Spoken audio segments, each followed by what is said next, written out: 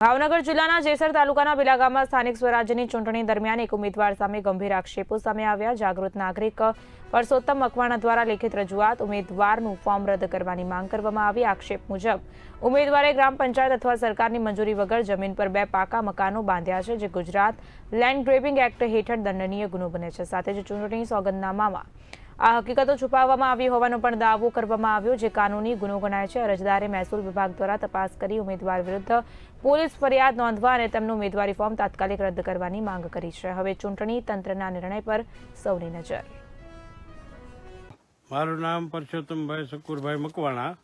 મેં અરજી કરેલી છે રાધીબેન સગનભાઈ મકવાણા, તાલુકા પંચાયતમાં એને ફોર્મ ભરેલું છે।